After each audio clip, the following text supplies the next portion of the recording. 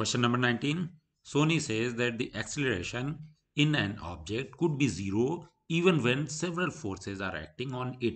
Do you agree with her? Why? सबसे पहले तो हम समझते हैं कि क्वेश्चन क्या है। सपोज ये एक ऑब्जेक्ट है, ये इस डायरेक्शन में मूव कर रहा है और सपोज इसकी वेलोसिटी है 5 मीटर पर सेकेंड।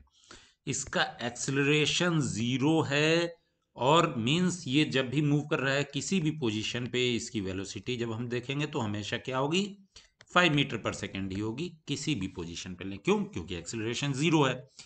अब सोनी का ये कहना है कि एक ऑब्जेक्ट है, उसके ऊपर बहुत सारे फोर्सेस लग रहे हैं। एक फोर्स इधर से लग रहा है, एक फोर्स इधर से लग रहा है, एक फोर्स इधर से लग रहा है। इतने फोर्सेस लगने के बावजूद क्या ये ऑब्जेक्ट जो है, ये ऑब्जेक्ट ए जो है इस पोजीशन से इस पोजीशन पहुंच रहा है और इसके एक्सेलरेशन में कोई फर्क नहीं पड़ रहा है, एक्सेलरेशन जीरो ही है। मींस वेलोसिटी जो है उसकी कांस्टेंट है, कांस्टेंट वेलोसिटी के साथ मूव कर रहा है। क्या ऐसा हो सकता है इतने फोर्सेस लगने के बावजूद? चलिए देखते हैं।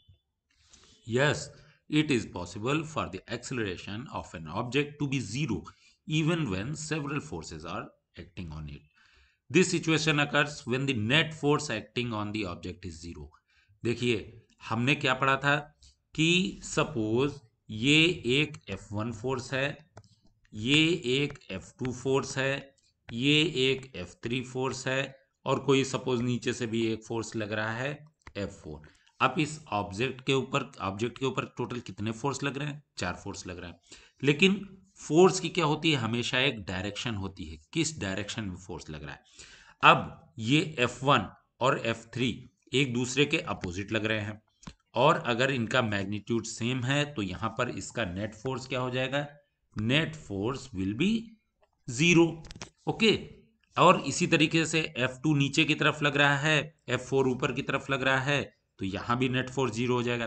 तो जब किसी ऑब्जेक्ट पे बहुत सारे फोर्सेस लग रहे हैं लेकिन वो फोर्सेस एक दूसरे को कैंसिल आउट कर दे रहे हैं, नेट फोर्स जीरो हो जा रहा है, तब क्या होगा कि नेट फोर्स जीरो होने का मतलब क्या है कि अब वो ऑब्जेक्ट जो है अपने ऊपर कोई भी फोर्स जो है वो नहीं ले रहा है। मींस उसके ऊपर कोई फोर्स नहीं लग रहा है। क्यों? क्योंकि जितना फोर्स एक डायरेक्शन से लग रहा है उसके अपोजिट डायरेक्शन से ही उतना फोर्स लग जा रहा है, तो नेट फोर्स जीरो हो गया। Okay, this situation occurs when the net force acting on the object is zero. This could happen if the forces are balanced. Means forces balance है। जो F1 फोर्स इधर से लग रहा है उतना ही F3 फोर्स उल्टी डायरेक्शन में लग रहा है। F4 जितना ऊपर से लग रहा है, F4 फोर्स उतना ही बॉटम से लग रहा है। तो फोर्सेस बैलेंस हैं। मतलब क्या है उसका meaning? That the forces are cancelling each other out in such a way that there is no resultant force. Resultant force कह लीजिए या नेट फोर्स कह लीजिए। अगर किसी ऑब्जेक्ट पे नेट फोर्स जीरो है तो उसके एक्सेलरेशन में कोई चेंजेस नहीं होंगे, एक्सेलरेशन जीरो ही रहेगा। वेलोसिटी में कोई चेंजेस नहीं होगा।